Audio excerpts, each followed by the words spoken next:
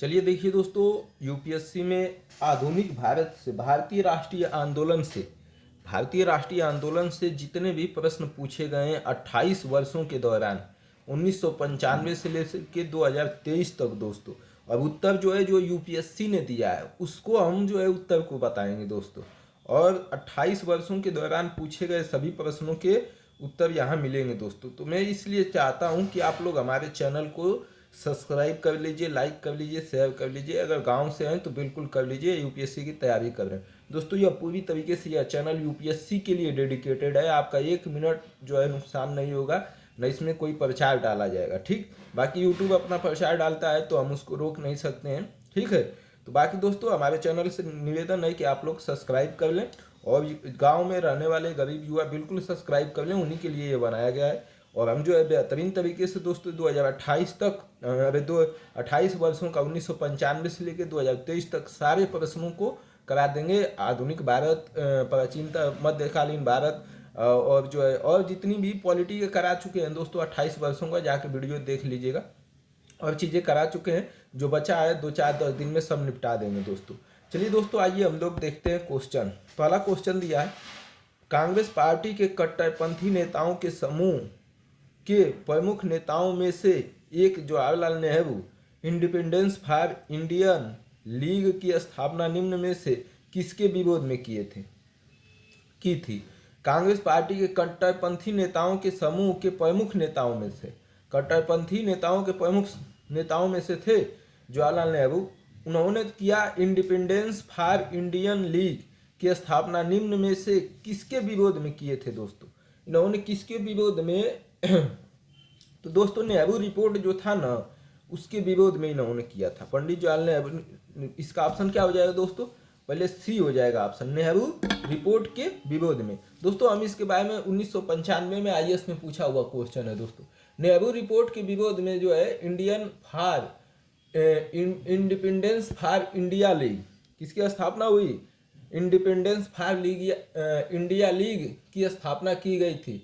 जवाहरलाल नेहरू ने श्रीनिवास अयंगर और सुभाष चंद्र बोस के साथ 1928 में इंडिपेंडेंस फॉर इंडिया लीग की स्थापना की, जिसने पूर्ण स्वतंत्रता की मांग रखी। और श्रीनिवास अयंगर इसके पहले अध्यक्ष थे। दोस्तों ये जो बायोडाटा पीछे से बता रहा हूँ ना, इसको ध्यान से सुनिए और याद कर लीजिए। तो दोस्तों इसकी स्थापना में कौन कौन योगदान दिया दोस्तों, सुभाष चंद्र बोस और श्रीनिवास अयंगर। और श्रीनिवास अयंगर को जो दोस्तों है उनको जो है क्या किया गया, इसका अध्यक्ष बनाया गया। इसने क्या मांग की दोस्तों, पूर्ण स्वतंत्रता की मांग की, पूर्ण स्वतंत्रता की मांग की। कब, इसकी स्थापना कब हुई, 1928 में, ठीक है। इतनी बात जानिए दोस्तों।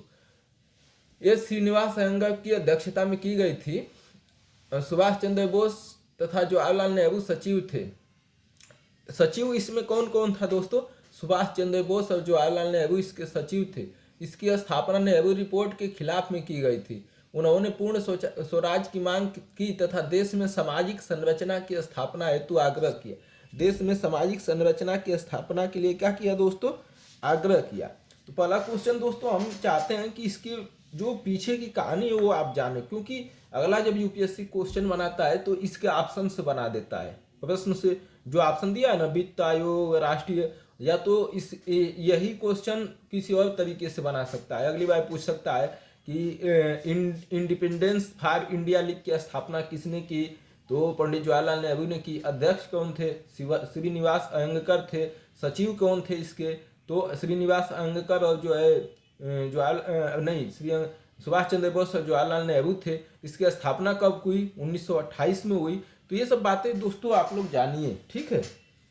पहला क्वेश्चन हो गया। दूसरा क्वेश्चन, निम्नलिखित में से कौन एम.एन. राय की उत्प्रवासी साम्यवादी पत्रिका थी, उत्प्रवासी साम्यवादी पत्रिका थी। एम.एन. राय दोस्तों बहुत ही विद्वान व्यक्ति थे। इनके नाम पर एक बहुत बड़ा हॉस्पिटल जो है प्रयागराज में भी है दोस्तों। इसका हो जाएगा बैगार्ड। क्या हो जाएगा, बैगार्ड हो जाएगा। एम.एन. राय की उत्प्रवासी साम्यवादी पत्रिका थी, कौन थी, बैगार्ड। एम.एन. राय भारत में साम्यवादी के संस्थापक थे। किसके संस्थापक थे दोस्तों? ये साम्यवादी से जुड़े हुए थे। अब पूछ देगा कि एम एन राय जुड़े हुए थे कम्युनिस्ट से, साम्यवादी से, समाजवादी से, तो याद रखिए साम्यवादी के क्या थे? ये संस्थापक थे। उन्होंने 1920 ईस्वी में ताशकंद में भारतीय कम्युनिस्ट पार्टी सीपीआई की स्थापना की। कम्युनिस्ट पार्टी साम्यवादी को सपोर्ट करती है दोस्तों। तो इन्होंने ही जो है अक्टूबर 1920 ईस्वी में ताशकंद में भारतीय कम्युनिस्ट पार्टी सीपीआई, भारतीय इंडियन कम्युनिस्ट पार्टी सीपीआई की स्थापना की। उन्होंने जर्मनी में साम्यवादी पत्रिका बैगार्ड प्रकाशित की। कहाँ प्रकाशित की है? जर्मनी में। एक अन्य पत्रिका मोसेस का प्रकाशन भी इन्होंने किया। इनकी दो पत्रिका है दोस्तों, बैगार्ड और मोसेस। ठीक, इन्होंने ही जो है भारतीय कम्युनिस्ट पार्टी सीपीआई की स्थापना की। कब की? ताशकंद में की, 1920 ईस्वी में की। और ये साम्यवादी नेता थे। ठीक है, इतनी बात इनके बारे में जानिए दोस्तों। अगला क्वेश्चन है, निम्नलिखित घटनाओं का सही कालक्रम बताइए। लखनऊ समझौता कब हुआ था दोस्तों? 1916 ईस्वी में हुआ था। तो लखनऊ समझौता हुआ था 1916 ईस्वी में। मुस्लिम लीग व कांग्रेस के बीच हुआ था। लखनऊ समझौता किसके बीच हुआ था?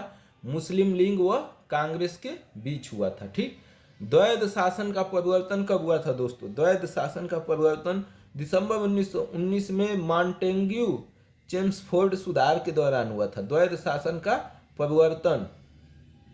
उसके बाद रॉलेट एक अधिनियम कब आया था दोस्तों? इसको तो सभी लोग जान रहे होंगे। 1919 में राष्ट्रीय आंदोलन को कुचलने के लिए रॉलेट एक्ट आया था दोस्तों। न गवाह न कुछ भी नहीं, बस ऐसे जिसको चाहो दिल में। बंग भंग आंदोलन दोस्तों, ये तो सब लोगों को मालूम होगा। 16 अक्टूबर 1905 ईस्वी में कौन लाया था? लॉर्ड कर्जन ने लाया था। लॉर्ड कर्जन के समय आया था ये दोस्तों, बंगाल विभाजन। तो अब तो दोस्तों पता चल गया होगा। लखनऊ समझौता 1916, द्वैध शासन का परिवर्तन 1919, हाँ रॉलेट एक्ट। रॉलेट एक्ट कब आया था? 1919 में दोस्तों। और भंग भंग आंदोलन 1905 में। तो क्या कर रहा है? कालक्रम का सही क्रम सबसे पहले कौन आएगा दोस्तों? अच्छा, 1916 1905 में तो हम डिसीजन ले सकते हैं। 1916 के बाद ही 1905 आएगा, मतलब लखनऊ समझौता के बाद बंग भंग आंदोलन आएगा। एक के बाद चार आएगा, एक के बाद देखिए चार आएगा, तो एक के बाद चार आएगा। यार ये क्या बोल रहा है? 1916 1919। तो सबसे पहले कौन हुआ था दोस्तों? तो सबसे पहले या तो रॉलेट एक्ट हो जाए, रॉलेट एक्ट हो जाए, या द्वैध शासन का परिवर्तन हो गया, तीन चार हो जाए। तो ये क्या बोल रहा है? सही कालक्रम मतलब बढ़ते हुए क्रम में रखना है दोस्तों, बढ़ते हुए क्रम में। तो सबसे छोटा तो आप लोग जान रहे हैं, बंगाल विभाजन, बंग भंग आंदोलन 1905, तो चार हो जाएगा। इसके बाद लखनऊ समझौता 1916, चार के बाद एक हो जाएगा। इसके बाद तीन, इसके बाद दो, इसका मतलब बी ऑप्शन हो जाएगा। देखिए दोस्तों, बंग भंग आंदोलन 1905 में, उसके बाद लखनऊ समझौता 1916 में, फिर जो है रॉलेट एक्ट 1919 में, फिर द्वैध शासन का परिवर्तन 1919 में। ठीक, ये रहा दोस्तों। इतनी बात थी दोस्तों इसमें जानने के लिए, और क्या जानेंगे, यही बात था। अगला देखते हैं दोस्तों। स्वतंत्रता आंदोलन के क्रांतिकारी आतंकवादियों का पहला महत्वपूर्ण साहसिक कार्य बैरा डकैती का स्थान था। देखिए दोस्तों, स्वतंत्रता आंदोलन के क्रांतिकारी आतंकवादियों का पहला महत्वपूर्ण साहसिक कार्य क्या था? पहला महत्वपूर्ण साहसिक कार्य बैरा डकैती था दोस्तों। क्या था? बैरा डकैती। दोस्तों थोड़ा लाइट तेज कर लीजिएगा अगर सही ना दिख रहा हो तो। ठीक है, बाकी तो हम प्रयास कर रहे हैं कि ठीक ही दिखे। क्या था? वायु वही है चाबी। अबे चाबी दिए हैं भैया, चाबी वहाँ है दरवाजे के पास, चले जाइए भैया के टांगे। कौन सी दरवाजा? अबे वही जो भोजन बनाने वाला है।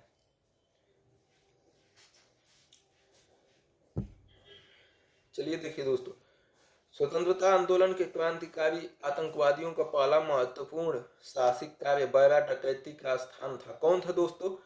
पहला जो है महत्वपूर्ण साहसिक कार्य था दोस्तों, बैरा डकैती का स्थान था। बैरा डकैती का स्थान दोस्तों था पूर्वी बंगाल में। कहाँ? पूर्वी बंगाल।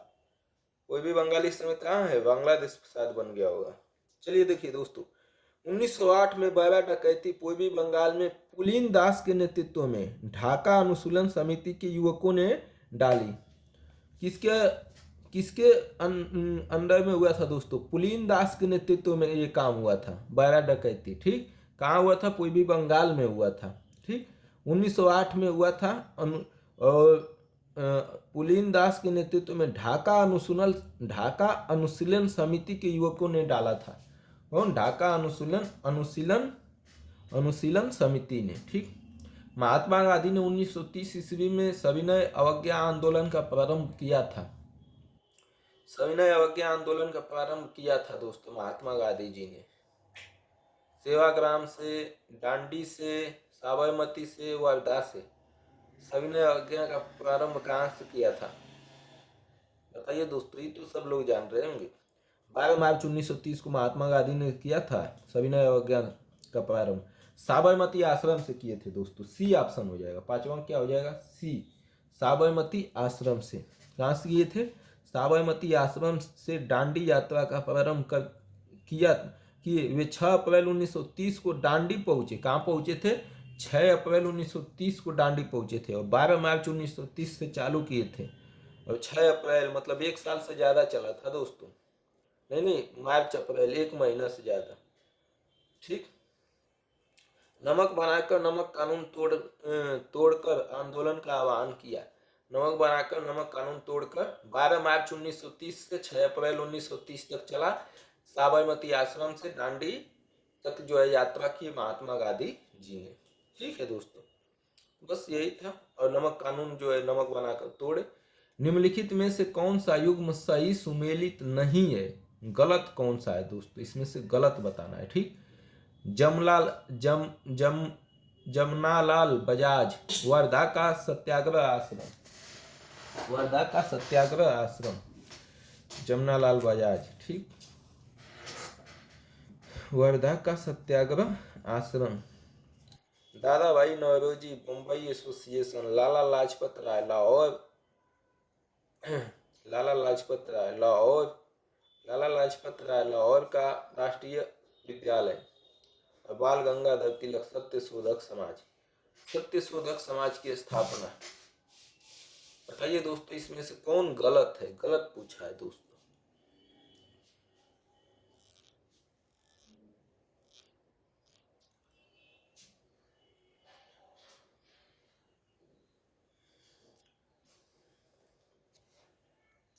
देखिए दोस्तों, डी वाला गलत है। सत्यशोधक समाज की स्थापना 1873 में ज्योतिबा फुले ने की थी। सत्यशोधक समाज की स्थापना आप लोग जान रहे होंगे ज्योतिबा फुले ने की थी, बाल गंगाधर तिलक ने नहीं की थी। तो यही ऑप्शन गलत है। जमनालाल बजाज जो है वर्धा का सत्याग्रह आश्रम से संबंधित है। दादा भाई नौरोजी बम्बई एसोसिएशन से संबंधित है। लाला लाजपत राय लाहौर का राष्ट्रीय विद्यालय से संबंधित है दोस्तों। तो बस एक ही गलत है, बाल गंगाधर तिलक। सत्यशोधक समाज जो है ज्योतिबाई फुले ने की थी दोस्तों। ठीक है, 1873 में की थी। ज्योतिबा फुले से एक सवाल जरूर आता है दोस्तों, घुमा फिरा के हर साल हमको लगता है। 7वां दोस्तों, सन 1922 ईस्वी के साराबंदी कोई कर नहीं अभियान का नेतृत्व किसने किया था दोस्तों? कोई कर टैक्स नहीं देना है, सरदार वल्लभ भाई पटेल ही होंगे। सरदार वल्लभ भाई पटेल ने किया था दोस्तों। कौन किए थे? साराबंदी अभियान का नेतृत्व वल्लभ भाई पटेल ने गुजरात में किया था दोस्तों। कहाँ किया था? गुजरात में। कब? 1922 ईस्वी में। कोई टैक्स नहीं, वल्लभ भाई पटेल। भारत के लिए संविधान की रचना है तो संविधान सभा का विचार निम्नलिखित में से सर्वप्रथम किसने प्रस्तुत किया? संविधान सभा होनी चाहिए, इसका विचार किसने? स्वराज पार्टी ने। कांग्रेस पार्टी 1936 में, मुस्लिम लीग 1942 में, सर्वदलीय सम्मेलन 1946 में। कौन कहा कि एक समय संविधान होना चाहिए, संविधान सभा होनी चाहिए दोस्तों? इसका विचार जो है किसने रखा था दोस्तों? स्वराज पार्टी ने रखा था दोस्तों। 1934 में रखा था। कौन सी पार्टी थी दोस्तों? ऑप्शन ए हो जाएगा, स्वराज पार्टी। ठीक है, 1923 ईस्वी में स्वराज पार्टी की स्थापना कब हुई थी दोस्तों? 1923 ईस्वी में चित्तरंजन दास एवं मोतीलाल नेहरू ने की थी। स्वराज पार्टी की स्थापना 1923 ईस्वी में चित्तरंजन दास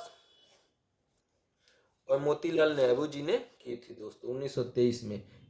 1934 में इसने ही संविधान सभा का विचार रखा। ठीक, अगला क्वेश्चन दोस्तों, स्वतंत्र भारत में ब्रिटेन की प्रभुता बनी रही। स्वतंत्र भारत के अंतिम गवर्नर जनरल की नियुक्ति ब्रिटेन के प्रभुत्व संपन्न शासक ने की थी। बताइए दोस्तों, स्वतंत्र भारत में ब्रिटेन की प्रभुता बनी रही। स्वतंत्र जब भारत हो गया, स्वतंत्र भारत के अंतिम गवर्नर जनरल की नियुक्ति ब्रिटेन के प्रभुता संपन्न शासन ने किया था 1936 का दोस्तों। अब 1996 में पूछा गया है 9वां का, बताइए दोस्तों। देखिए दोस्तों, ये तो गलत है। स्वतंत्र भारत में ब्रिटेन की प्रभुता बनी रही, ये गलत है दोस्तों। प्रभुता समाप्त हो गई थी, लेकिन स्वतंत्र भारत के गवर्नर जनरल की नियुक्ति ब्रिटेन के प्रभुता संपन्न शासक ने की थी, ये सही है, आर सही है दोस्तों। ठीक है, तो अंतिम गवर्नर जनरल की नियुक्ति ब्रिटेन की प्रभुता संपन्न शासन ने की थी। स्वतंत्रता के बाद भारत में ब्रिटिश प्रभुता समाप्त हो गई थी और भारत एक क्या बन गया था, प्रभु सत्ता संपन्न देश बन गया था। अपना खुद का प्रभु खुद है, खुद का मालिक खुद है। 10वां दोस्तों, निम्नलिखित में से कौन दादा भाई नौरोजी के उत्सारण सिद्धांत में विश्वास नहीं करता था। उत्सारण, ड्रेन थियरी। दादा भाई नौरोजी ने एक थियरी लाई थी दोस्तों, जिसमें कहा गया था कि हमारा देश का पैसा जो है अंग्रेज लेके चले जा रहे हैं। ठीक, तो उसमें कौन विश्वास नहीं करता था दोस्तों, उन्हीं को हमको खोज के बताना है। ठीक,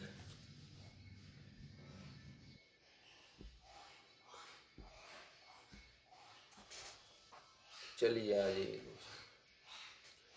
पहला Bal Gangadhar Tilak, MG Ranade, RC Dutt, sir Syed Ahmad Khan. कौन था जो इनको विश्वास इनसे विरोध करता था दोस्तों? इनका विरोध कौन करता था? सर सैयद अहमद खां दोस्तों। ये जो है दादा भाई नौरोजी के उत्सारण सिद्धांत, ड्रेन थियरी में विश्वास नहीं करते थे। ठीक है, ऑप्शन डी हो जाएगा दोस्तों, सर सैयद अहमद खां। दोस्तों हम इसलिए कलम नहीं रख रहे हैं ना कि आपका दिमाग जो है ज़्यादा चले, आप किताब पर ज़्यादा ध्यान दें। कलम लगा देने पर आप जो है उतना ध्यान नहीं देते हैं, तो इसलिए जो है। कौन से दोस्तों? दादा भाई नौरोजी ने उत्सारण सिद्धांत, धन निकासी में विश्वास नहीं करते थे। दादा भाई नौरोजी ने धन निकासी उत्सारण सिद्धांत की व्याख्या अपनी किताब poverty and un-British rule in India, किसमें किए हैं? Poverty and un-British rule in India में की है।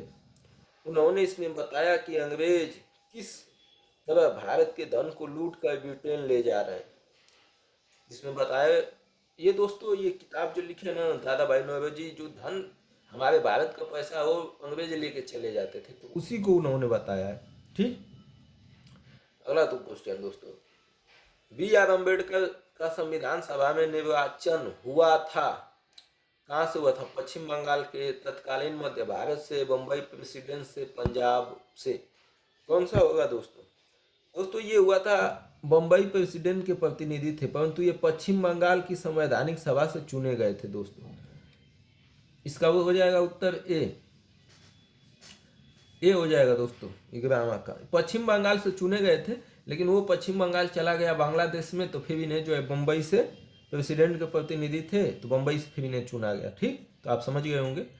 और जब भारत आज़ाद हुआ तो कहाँ चला गया? पाकिस्तान को मिल गया। अभी इस समय बांग्लादेश बन गया, उस समय पाकिस्तान बना था, तो उसमें चला गया था, तो फिर इन्हें बम्बई से प्रेसिडेंसी के प्रतिनिधि थे, तो यहाँ से। ठीक, तो ये हो गया। The anarchical and revolutionary crime act 1919 को सामान्य बोलचाल में कहा जाता था। The anarchical and revolutionary crime act 1919 को सामान्य बोलचाल में क्या कहा जाता था दोस्तों? Rowlatt act. क्या बोलते थे? Rowlatt act. The anarchical and revolutionary crime act, इसी को बोलते हैं रॉलेट एक्ट। कब आया था दोस्तों? 1919 में। पिट्स इंडिया एक्ट कब आया था दोस्तों? 1784 ईस्वी में। इंडियन आर्म्स एक्ट कब आया था दोस्तों? 1878 में। इल्बर्ट बिल कब आया था दोस्तों? 1883-84 में। हाँ तो चलिए दोस्तों, ये हो गया। चलिए प्रश्न देखते हैं। चलिए 1930-32 ईस्वी की अवधि में भारत और ब्रिटेन के राजनेताओं की लंदन हुई बैठक का प्रायः प्रथम, द्वितीय और तृतीय गोलमेज सम्मेलन के रूप में उल्लेख किया जाता है। उनका उसी रूप में उल्लेख गलत होगा, क्योंकि कौन इसमें से गलत होगा दोस्तों? 1930-32 में 31-32 में दोस्तों भारत और ब्रिटेन के राजनेताओं को लंदन में हुई बैठक में प्रायः लंदन में बैठक हुई थी दोस्तों ब्रिटेन में। तो प्रथम, द्वितीय और तृतीय गोलमेज सम्मेलनों में उल्लेख किया जाता है, उनका उसी रूप में उल्लेख गलत होगा, क्योंकि गलत कौन होगा? इनमें से दो में राष्ट्रीय कांग्रेस ने भाग नहीं लिया। भारतीय राष्ट्रीय कांग्रेस को छोड़कर जिन भारतीय दलों ने भाग लिया, उन्होंने पूरे भारत का नहीं, वर्गीय हितों का प्रतिनिधित्व किया। ब्रिटेन को लेबर पार्टी सम्मेलन के बीच में ही हट गई थी और सम्मेलन की कार्रवाई पक्षपातपूर्ण हो गई थी। ये तीन अलग अलग सम्मेलन नहीं थे, अपितु यह एक ही सम्मेलन अवस्था थी जो 3 सत्रों में संपन्न हुई।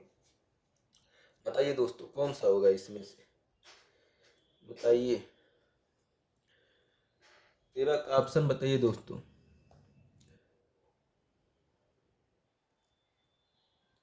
देखिए दोस्तों, इसका ऑप्शन डी होगा गलत।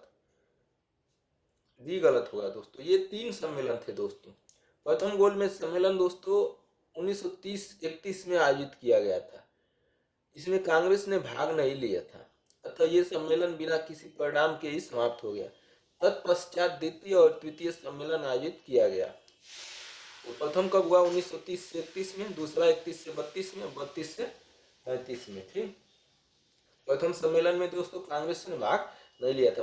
बाकी सही है दोस्तों, उसको याद कर लीजिए और समझ लीजिए। ब्रिटेन की लेबर पार्टी सम्मेलन के बीच में ही हट गई थी और सम्मेलन की कार्रवाई पक्षपातपूर्ण हो गई थी। भारतीय राष्ट्रीय कांग्रेस को छोड़कर जिन भारतीय दलों ने भाग लिया, उन्होंने पूरे भारत का नहीं, वर्गीय हित, अपने वर्ग के हित का प्रतिनिधित्व किया था। इसमें से दो में राष्ट्रीय कांग्रेस ने भाग नहीं लिया था। बिल्कुल दोस्तों, पहले में, अब इसमें से 2 में राष्ट्रीय कांग्रेस ने भाग नहीं लिया था। पहले में नहीं लिया था दोस्तों, दूसरे में तो लिया था, तीसरे में।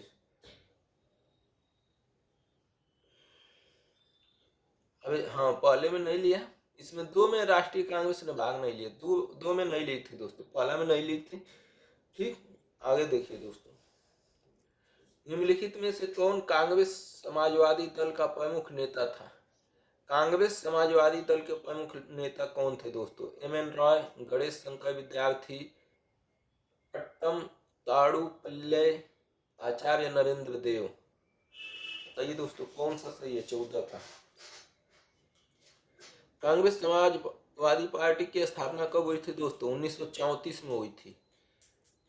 जेपी नारायण, आचार्य नरेंद्र देव, बसावन सिंह तथा योगेंद्र शुक्ला शामिल थे दोस्तों।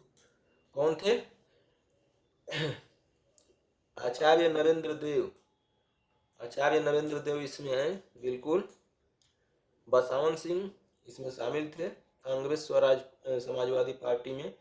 योगेश शुक्ला भी शामिल थे, जेपी नारायण भी शामिल थे दोस्तों। अब इस तरीके से दोस्तों इसका ऑप्शन हो जाएगा डी, आचार्य नरेंद्र देव जो है शामिल थे। प्रमुख नेता पूछा है तो यही हो जाएगा। कांग्रेस समाजवादी पार्टी की स्थापना 1934 में हुई थी। योगेंद्र शुक्ला, आचार्य नरेंद्र देव, बसावन सिंह तथा जेपी नारायण इसमें शामिल थे। मिलान करना है दोस्तों। सुरेंद्र, हाँ, एक को सूची 2 थे। सुरेंद्रनाथ बनर्जी, हिंद स्वराज किसने लिखा था दोस्तों? M.K. Gandhi. The Indian struggle, autobiography writings, आत्मचरित्रात्मक रचनाएं, ए नेशन इन मेकिंग। कोई दोस्तों बताना है कौन इसमें से किससे मिलान होता है? लाला लाजपत राय ने क्या लिखा था दोस्तों? महात्मा गांधी जी ने क्या लिखा था? हिंद स्वराज तो आप लोगों को पता ही होगा, महात्मा गांधी जी ने ही लिखा था। बी का तो 1 होना चाहिए दोस्तों, कई लोग पढ़े भी होंगे, तो बी का 1 होना चाहिए, मतलब ऑप्शन हमारा जो है ए और सी में मिलेगा। ऑप्शन कहाँ मिलेगा दोस्तों? ए और सी में मिलेगा। ठीक, ए और सी में ऑप्शन मिलेगा। तो एम के गांधी ने, महात्मा गांधी जी ने लिखा था हिंद स्वराज। सुभाष चंद्र बोस ने द इंडियन स्ट्रगल लिखा था दोस्तों। सुभाष चंद्र बोस ने क्या लिखा था? The Indian struggle. इसका मतलब सी का 2 हो जाएगा दोस्तों। सी का 2 मतलब जो है ऑप्शन सी सही होगा दोस्तों। और लाला लाजपत राय ने दोस्तों लिखा था autobiography calls writings.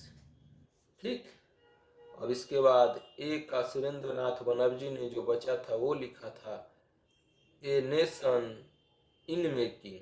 A nation in making याद कर लीजिए दोस्तों, फिर कभी आ सकता है 2024, 25, 26, मतलब आगे कभी भी पूछा जा सकता है दोस्तों। अब ये श्रृंखला हम चाहते हैं कि यूट्यूब पर इतिहास बन के उभर जाए।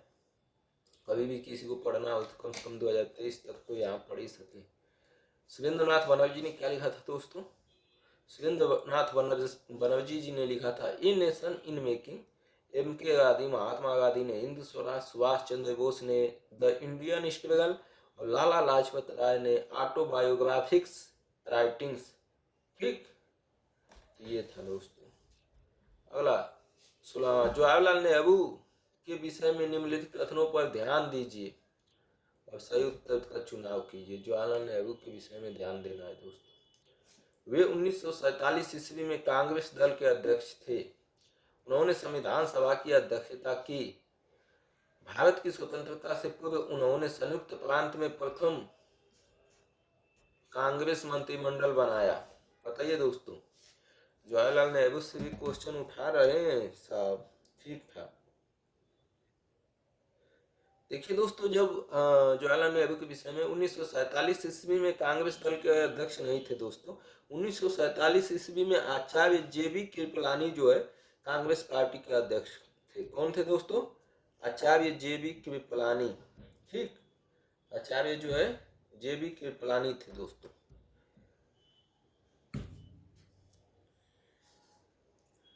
तो आचार्य JB कृपलानी को ले लीजिए दोस्तों। आचार्य JB कृपलानी जो है अध्यक्ष थे 1947 में। ठीक, पहला ऑप्शन गलत। पहला ऑप्शन गलत का मतलब अब ए और डी में लड़ाई बची है हमें। उन्होंने संविधान सभा की अध्यक्षता की। संविधान सभा की अध्यक्षता दोस्तों आप लोग जान रहे हैं डॉक्टर राजेंद्र प्रसाद जी ने की थी, तो यह भी ऑप्शन गलत। भारत की स्वतंत्रता से पूर्व उन्होंने संयुक्त प्रांत में प्रथम कांग्रेस मंत्रिमंडल बनाया। संयुक्त प्रांत में दोस्तों, संयुक्त प्रांत में प्रथम कांग्रेस मंत्रिमंडल को दोस्तों गोविंद वल्लभ पंत ने बनाया था। कौन? गोविंद वल्लभ पंत ने बनाया था। इनकी अगुवाई में बनी थी, इनके देखरेख में। भारत की स्वतंत्रता से पूर्व निर्मित हुई। ठीक, तो पहला वे 1947 में कांग्रेस दल के अध्यक्ष थे नहीं, उस समय JB कृपलानी जी अध्यक्ष थे। उन्होंने संविधान सभा की अध्यक्षता की नहीं, डॉक्टर राजेंद्र प्रसाद ने की। भारत की स्वतंत्रता से पूर्व उन्होंने संयुक्त प्रांत में प्रथम कांग्रेस मंत्रिमंडल बनाया नहीं, गोविंद वल्लभ पंत ने जो है बनाया था। अब 17वां देखिए दोस्तों, कैबिनेट मिशन योजना के विषय में निम्नलिखित में से कौन सा विकल्प सही नहीं है, गलत विकल्प है? कैबिनेट मिशन योजना दोस्तों, कैबिनेट मिशन योजना के बारे में पता है? कैबिनेट मिशन एक अलग व स्वतंत्र पाकिस्तान की मांग को खारिज कर दिया। क्या कर दिया? कैबिनेट मिशन पाकिस्तान की मांग को खारिज कर दिया, क्योंकि पाकिस्तान की सीमा क्षेत्र से उत्तर पश्चिम में 38% और गैर मुस्लिम तथा उत्तर पूर्व में 48% गैर मुस्लिम जनता निवास कर रही थी। ये प्रॉब्लम थी दोस्तों। ठीक, तो इसका ऑप्शन सी हो जाएगा दोस्तों। पाकिस्तान की स्वीकृति को क्या कर दिया इन्होंने? अरे क्या हो गया? हाँ, ये मतलब सही नहीं है दोस्तों। तो पाकिस्तान को स्वीकृति नहीं दी, पाकिस्तान की स्वीकृति को अस्वीकार कर दिया। संविधान निर्माण का अधिकार बिल्कुल कैबिनेट मिशन ने दिया। प्रांतीय समूहीकरण पर ध्यान दिया। भारतीय सदस्यों वाला अंतरिम मंत्रिमंडल इसी में स्थापित हुआ। तो याद कर लीजिए दोस्तों, जो बात के ऑप्शन है, प्रांतीय समूहीकरण किया, भारतीय सदस्यों वाला अंतिम मंत्रिमंडल, संविधान निर्माण का अधिकार। ठीक, चलिए दोस्तों अब आ जाइए, अब सही है, थोड़ा सा मस्त एकदम। सूची फर्स्ट को सूची सेकंड से सुमेलित कीजिए, ठीक, मिलान करना है। अभिनव Bharat Samaj, Anushilan Samiti, Ghadar party, Swaraj party. Swaraj party की स्थापना हमने बताया था दोस्तों, बताइए। अनुशीलन समिति, गदर पार्टी की स्थापना तो जान ही रहे होंगे। गदर पार्टी की स्थापना सी कौन किया था दोस्तों? गदर पार्टी की स्थापना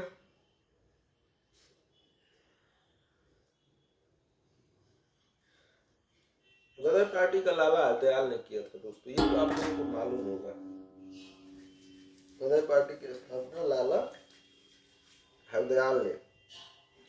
स्वराज पार्टी की दोस्तों आरसी दास ने की थी दोस्तों। स्वराज पार्टी की स्थापना में इनका योगदान था। आरसी संस्थापक व्यक्तित्व स्थापन वर्ष दोस्तों, तो गदर पार्टी लाला हरदयाल ने स्थापित किया था दोस्तों, और 1913 में स्थापित किए थे। कब? 1913 ईस्वी में। तो गदर पार्टी की स्थापना लाला हरदयाल ने 1913 में, ठीक। स्वराज पार्टी की सी आर दास ने और 1923 में किए थे दोस्तों, 1923 में। इसके बाद अनुशीलन समिति की स्थापना दोस्तों किसने की? अरविंद घोष ने। अनुशीलन समिति की स्थापना श्री अरविंद घोष ने की थी 1900 जो है 7 में की थी दोस्तों, 1907 ईस्वी में।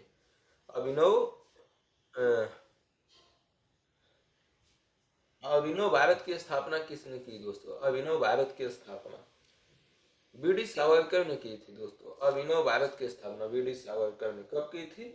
1904 में की थी दोस्तों। वीडी सावरकर सबसे आगे किए थे, वीडी सावरकर ने 1904 में की। स्वराज पार्टी की स्थापना किसने की दोस्तों? अनुशीलन समिति गदर पार्टी की स्थापना लाला हरदयाल ने 1913 में की थी, ठीक। इसके बाद स्वराज पार्टी की स्थापना आरसी दास ने किया था दोस्तों, 1923 में किए थे। इसके बाद अनुशीलन समिति की स्थापना श्री अरविंदो घोष ने 1907 में किए थे, और इसके बाद अभिनव भारत समाज की स्थापना वीडी सावरकर ने 1904 में की थी। तो अब समझ में आ गया होगा, यह भी मिलान ही करना है दोस्तों, ऊपर का पढ़ने की कोई जरूरत नहीं, टाइम नुकसान करने में, सीधा मिलान। व्हाइट हॉल में हाल से सांप्रदायिक पंचायत की घोषणा, अखिल भारतीय देशी राज्य प्रजा परिषद की स्थापना, ढाका में मुस्लिम लीग की स्थापना, कलकत्ता में राष्ट्रीय सम्मेलन का प्रथम अधिवेशन। दोस्तों बंग आंदोलन कब हुआ था? 1905 में। तो जब आंदोलन हो गया तभी तो जो है मुस्लिम लीग की स्थापना होगी। तो इसका मतलब ढाका में मुस्लिम लीग की स्थापना आपको समझ लेना चाहिए कि 1906 में हुआ होगा। कितने में हुआ होगा दोस्तों? इस तरीके से उत्तर पकड़ना है दोस्तों, 1906 में। एक तो उत्तर मिल गया दोस्तों। इसके बाद कलकत्ता में राष्ट्रीय सम्मेलन का प्रथम अधिवेशन कब हुआ दोस्तों? कलकत्ता में राष्ट्रीय सम्मेलन का। अखिल भारतीय देशी राज्य प्रजा परिषद की स्थापना कब हुई दोस्तों? अखिल भारतीय देशी राज्य प्रजा परिषद की स्थापना कब हुई? 1927 में हुई थी दोस्तों। कब हुई थी? 1927 ईस्वी में। अखिल भारतीय देशी राज्य प्रजा परिषद की स्थापना 1927 ईस्वी में हुई थी दोस्तों, ठीक। उसके बाद व्हाइट हॉल में सांप्रदायिक पंचायत 1932 में दोस्तों। व्हाइट हॉल में सांप्रदायिक पंचायत की घोषणा कब हुई? 1932 ईस्वी में दोस्तों। अब एक ही बचा है, कलकत्ता में राष्ट्रीय सम्मेलन का प्रथम अधिवेशन 1883 ईस्वी में दोस्तों। फिर से एक बार याद कर लीजिए। ढाका में मुस्लिम लीग की स्थापना 1906 में हुई थी, ठीक। इसके बाद कलकत्ता में राष्ट्रीय सम्मेलन की प्रथम अधिवेशन 1883 में। व्हाइट हॉल में सांप्रदायिक पंचायत की घोषणा जो है दोस्तों 1932 में, और अखिल भारतीय देशी राज्य परिषद की स्थापना 1927 में, ठीक। यही था दोस्तों। अब देखिए नीचे दिए गए कथनों पर विचार कीजिए। असहयोग आंदोलन के फलस्वरूप कांग्रेस सर्वप्रथम जन आंदोलन बनी, हिंदू मुस्लिम एकता में वृद्धि हुई, जनता के मन से ब्रिटिश शक्ति का भय हट गया, खत्म हो गया। ब्रिटेन की सरकार भारतीयों की राजनीतिक रियायत देने को राजी हुई। असहयोग आंदोलन का फलस्वरूप क्या क्या हुआ, मतलब असहयोग आंदोलन किया गया तो उसका परिणाम क्या क्या मिला दोस्तों, तो आप बता सकते हैं दोस्तों, बता दीजिए फट से। असहयोग आंदोलन का परिणाम क्या हुआ दोस्तों, 20वां का उत्तर दीजिए, 20वां का। असहयोग आंदोलन दोस्तों कब हुआ था, 1920 ईस्वी में हुआ था। इसमें हिंदू मुस्लिम की भारी संख्या में भागीदार हुई थी दोस्तों। हिंदू मुस्लिम एकता तो होगा, दोनों एक साथ गए। अहिंसा व असहयोग का रास्ता चुना गया था दोस्तों, हिंसा नहीं करने का। ठीक, जनता के मन में ब्रिटिश शक्ति का भय भी समाप्त हो गया था। तो 20वां का क्या हो जाएगा दोस्तों, 20वां का हो जाएगा कांग्रेस सर्वप्रथम जन आंदोलन बनी। कांग्रेस नहीं बनी दोस्तों, पहला गलत। हिंदू मुस्लिम एकता में वृद्धि हुई, बिल्कुल हुई, दूसरा सही। जनता के मन में ब्रिटिश शक्ति का भय समाप्त हो गया, बिल्कुल सही। ब्रिटेन की सरकार भारतीयों को राजनीतिक रियायत देने को राजी हुई, गलत दोस्तों। सिर्फ 2 और 3 सही है, इसका ऑप्शन 20 सही है दोस्तों। हिंदू मुस्लिम एकता में वृद्धि हुई, जनता के मन से ब्रिटिश शक्ति का भय हट गया। ठीक है दोस्तों, तो यही दो काम हुआ था बस इसमें। अगला क्वेश्चन, भारत की स्वतंत्रता प्राप्ति के बाद, भारत की स्वतंत्रता प्राप्ति के बाद निम्नलिखित में किसने सुझाव दिया था कि भारतीय राष्ट्रीय कांग्रेस को समाप्त कर दिया जाना चाहिए। तो बहुत ही आसान सवाल है दोस्तों। भारत की स्वतंत्रता प्राप्ति के बाद किसने सुझाव दिया कि भारत कांग्रेस पार्टी को अब समाप्त कर देना चाहिए। ये दोस्तों महात्मा गांधी जी ने दिया था। कौन दिए थे, महात्मा गांधी जी ने।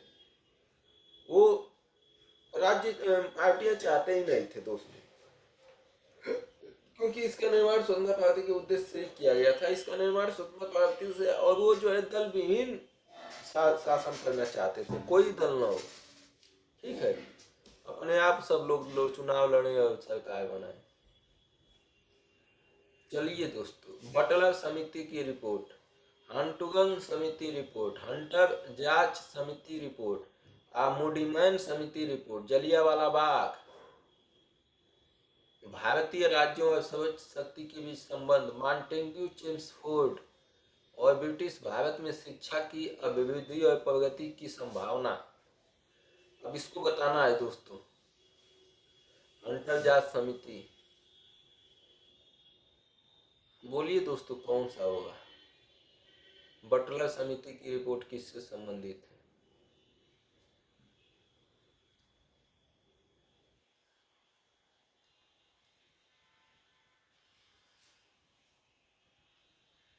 चलिए दोस्तों, अंतर जांच समिति का तो आप लोगों को पता होगा, रिपोर्ट जलियांवाला बाग हत्याकांड के लिए था।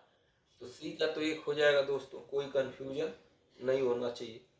हंटर जांच समिति रिपोर्ट जलियांवाला बाग हत्याकांड। अब इसके बाद दोस्तों मूडीमैन समिति रिपोर्ट जो है मॉन्टेग्यू चेम्सफोर्ड सुधार से संबंधित है। मूडीमैन समिति रिपोर्ट दोस्तों मॉन्टेग्यू चेम्सफोर्ड सुधार से संबंधित है। तो डी का हो जाएगा 3। अब दोस्तों बटलर समिति रिपोर्ट जान ही रहे होंगे आप लोग, भारतीय राज्यों और सर्वोच्च शक्ति के बीच संबंध पर, भारतीय राज्यों और सर्वोच्च शक्ति के संबंध पर है बटलर समिति। और हंटुगन समिति दोस्तों किस पर है, जो बचा है, ब्रिटिश भारत में शिक्षा की अभिवृद्धि और प्रगति की संभावना है। तो बटलर समिति दोस्तों, बटलर समिति किससे संबंधित है,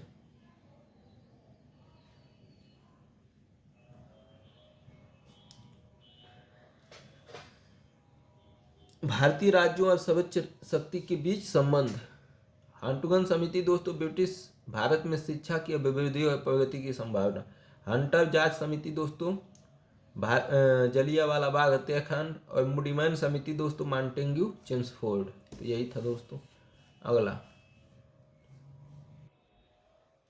18 वर्ष की आयु में स्नातक, 20 वर्ष की आयु में प्रोफेसर तथा सुधारक के सह संपादक, 25 वर्ष की आयु में सार्वजनिक सभा और प्रांतीय सम्मेलन के मंत्री, 29 वर्ष की आयु में राष्ट्रीय कांग्रेस के मंत्री, 31 वर्ष की आयु में महत्वपूर्ण रॉयल कमीशन के समक्ष अग्रणीय गवाह, 34 वर्ष की आयु में प्रांतीय विधायक, 36 वर्ष की आयु में इंपीरियल विधायक, 39 वर्ष की आयु में भारतीय राष्ट्रीय कांग्रेस के अध्यक्ष एवं देशभक्त, जिसे महात्मा गांधी जी ने स्वयं अपना गुरु माना। इन शब्दों में एक जीवनी कार ने महात्मा गांधी जी के गुरु कौन थे दोस्तों? पंडित मदन मोहन मालवीय, महादेव गोविंद रानाडे, गोपाल कृष्ण गोखले, बाल गंगाधर तिलक। ये तो दोस्तों आप लोग जान रहे होंगे, गोपाल कृष्ण गोखले ही तो थे। ठीक है, महाराष्ट्र में इनका जन्म हुआ था दोस्तों। गोपाल कृष्ण गोखले जो है थे, इसका उत्तर क्या हो जाएगा? गोपाल कृष्ण गोखले। अब दोस्तों मिलान करना है। माले मिंटो सुधार, साइमन कमीशन 1928, चौरी चौरा घटना और दांडी मार्च। दांडी मार्च तो अभी आप याद किए थे। तो बताइए दोस्तों कब हुआ? माले मिंटो सुधार तो आप लोग जान ही रहे होंगे, 1909 ईस्वी में। सांप्रदायिक निर्वाचन क्षेत्र किसके लिए हुआ था माले मिंटो सुधार दोस्तों? 1909 ईस्वी में हुआ था। सांप्रदायिक निर्वाचन क्षेत्र के लिए, 3 वाला। साइमन कमीशन 1927 में दोस्तों, 28 नहीं, साइमन कमीशन 1927 में देशव्यापी आंदोलन बना दोस्तों। चौरी चौरी घटना 1922 में, चौरी चौरा कांड हुआ था दोस्तों, घटना हुई थी। असहयोग आंदोलन को वापस लिए जाने के। दांडी मार्च दोस्तों 1930 में, नमक का अवैध निर्माण, दांडी मार्च से संबंधित नमक का अवैध निर्माण। फिर से देख लेते हैं। माले मिंटो सुधार 1909 ईस्वी में सांप्रदायिक निर्वाचन के लिए। साइमन कमीशन 1927 ईस्वी में, साइमन कमीशन 1927 ईस्वी में देशव्यापी आंदोलन। चौरी चौरा घटना 1922 ईस्वी में हुआ था। असहयोग आंदोलन का वापस लिया जाना। और दांडी मार्च 1930 में, नमक का अवैध निर्माण। ब्रिटिश सरकार और महात्मा गांधी के मध्य सन 1934 में हस्ताक्षरित पूना समझौता में प्रावधान था भारत के लिए डोमिनियन स्थिति बनाए जाने की, मुसलमानों के लिए पृथक निर्वाचन क्षेत्र का, हरिजनों के लिए पृथक निर्वाचन क्षेत्र का, हरिजन के लिए आरक्षण सहित संयुक्त निर्वाचन क्षेत्र का। क्या होगा दोस्तों? पूना समझौता महात्मा गांधी और डॉक्टर भीमराव अंबेडकर जी के बीच हुआ था, 1932 ईस्वी में हुआ था दोस्तों। दलितों की ओर से अंबेडकर जी ने हस्ताक्षर किए थे। ठीक है, और दलितों के लिए पृथक निर्वाचन समाप्त कर दिया गया तथा राज्य और केंद्रीय विधानमंडलों में पृथक जो निर्वाचन था दोस्तों, इसी को लेके हुआ था। महात्मा गांधी जी अनशन पर बैठ गए थे। उन्होंने कहा कि पृथक निर्वाचन नहीं दिया जाएगा, अब केंद्रीय विधानमंडल में और आरक्षित सीटों की संख्या बढ़ा दी गई थी। केंद्रीय विधानमंडल में तो जी होगा, तो हरिजनों के लिए आरक्षित सहित संयुक्त निर्वाचन क्षेत्र इसमें था दोस्तों। ठीक, सूरत विभाजन